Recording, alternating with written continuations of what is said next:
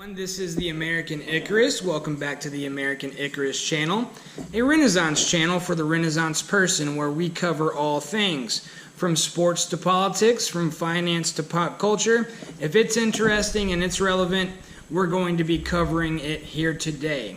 Today we're going to cover 3 topics. First one is Tom Brady over the hill. Second topic will be, is your diet working for you? The third topic will be the real news of the day, which is the termination and replacement of NAFTA with the new USMCA. So first, let's begin with Tom Brady. I've been a football fan my whole life, and over the last few years, it seems that every time Tom Brady has a bad game, the sports media world begins to clamor about the subject of his demise. Is Tom Brady over the hill? Well, after a tough week last week, Tom Brady, in typical fashion, came back against a Miami Dolphins team that had been doing very well with a 38-7 rout. Tom Brady goes 23 for 35 for 270 yards and 3 touchdowns. So as usual, the Tom Brady's era is over people need to relax a little bit. Typically, after one bad performance, Tom Brady will follow it up with perhaps an undefeated record the rest of the season. So unless he shows consistent downplay and a consistent downgrade on his play, I think it's safe to assume that he will be one of the league's best quarterbacks for at least this season, if not a few more to come. Moving on to the subject of diet. Now, so often when choosing a diet, we're doing it for the wrong reasons. Aesthetics. Now, we all want to look good, but just look into the world of bodybuilding where many professional bodybuilders, who by all accounts have great bodies, lots of muscle, very little fat, have died before the age of 35. So one thing we must always realize is that the external appearance of a human body does not necessarily reflect the internal health. Now, I've been interested in nutrition my entire life, fascinated by the effects of the things that we ingest and what they can do to our bodies. And one thing that I realize is that for beautiful, radiant health, both inside and out, you must have good, optimal gut functioning. So with all the diet fads out there today, whether it's keto, paleo, low carb, low calorie, what have you, we must ask ourselves, what is the food we are ingesting doing to our gut health? That's why I suggest to anybody looking to improve their health to always focus on providing your gut with good probiotic fiber, good enzymes, and facilitate an environment in which your body easily digests the food for a nice, non-bloated feeling. It helps with depression and anxiety. We need nutrition from microbiotic living food. The old saying goes, we are what we eat. So on a keto diet, for example, where somebody eats nothing but meat all day long, they must understand they are eating and ingesting dead tissue. I, for one, want to feel and be alive.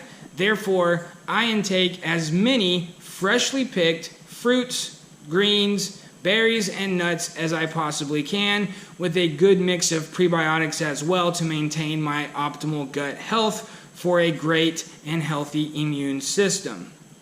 Now, the third topic of the day is Trump's announcement that NAFTA is now a thing of the past. It has been replaced with what he is calling the USMCA. Some of the things this new agreement touts is that it's going to fix many of the problems we have encountered, according to Trump, under NAFTA. He said that NAFTA was the worst trade deal in the history of our country, created $2 trillion of deficits, claims it cost us 1 in 4 auto jobs, and millions of manufacturing jobs. $2.2 trillion in trade is going to be governed under this new deal. Trump was quick to give praise to Mexican President Peña Nieto, as well as the new president, López Obrador. According to Trump, The USMCA is going to benefit the country in a number of ways. Oh, and how could I forget, he also extended a little bit of praise after the fact to the Canadian Prime Minister, Justin Trudeau. But according to Trump, North America in general is going to benefit from this new USMCA in a number of ways. He promises advanced protections from our workers. He promises protection on digital patents and digital property. He claims that farmers will be able to more easily export their goods, specifically in the dairy industry. He claims that this agreement is going to force other countries that we do business with to raise their environmental standards, specifically with Mexico and Canada. President Trump claims that when we adhere to strict environmental standards and other countries don't, that we freely trade with, we put our workers at an unfair advantage because by nature these companies go where it is easier to produce and less expensive. Now this is a very interesting part of the USMCA that I am not trying to give opinions here, but I think is a good thing. Now this is going to put wage requirements on all parts imported for the production of cars.